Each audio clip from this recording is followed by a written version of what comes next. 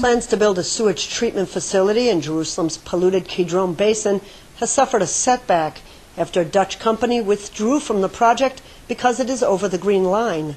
The move came after the Dutch government pressured the company, saying it would be in violation of international law and contrary to EU policy against settlements. IBA's Ari O'Sullivan set out to get some answers and filed this report. Neglected and treated as Jerusalem's dirty backyard, sewage flows down the Kidron River Basin into the Palestinian territory and finally dumps into the Dead Sea. But it was finally going to get a wastewater treatment facility. The city's Haskoning Water and Sewage Company teamed up with the Dutch company Haskoning DHV to build the plant east of the capital.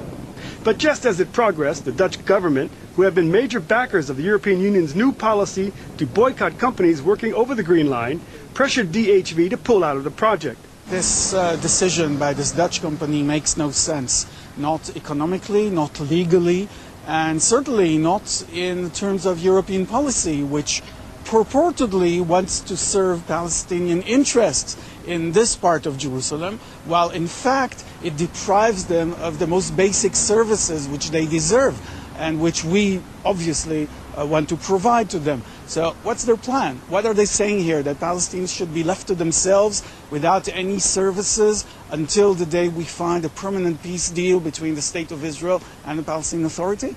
Haskoning Company was seeking to keep a low profile on the cancellation. An interview with the director of the company was abruptly cancelled.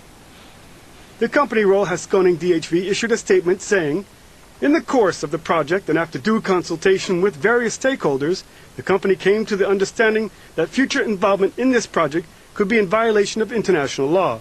This has led to the decision of the Haskoning DHV to terminate its involvement in the project." Behind me is the ancient Kidron Valley. At the bottom of that valley flows a lot of the sewage from East Jerusalem. A Dutch company was going to build a water purification plant to treat this sewage. Now that they pulled out, you're wondering what are the consequences of that decision.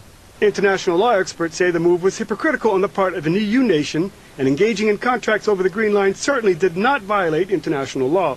This has absolutely nothing to do with actual international law. There has never been in the history of international law a case finding liability for a company involved in this kind of activity, and indeed all the cases cut the opposite direction.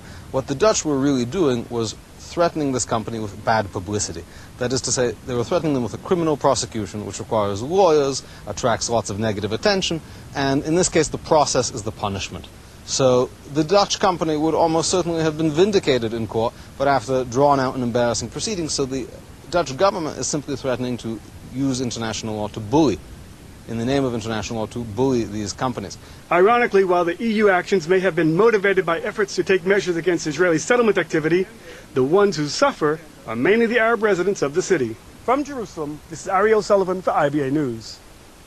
It was a scorching Yom Kippur fast day with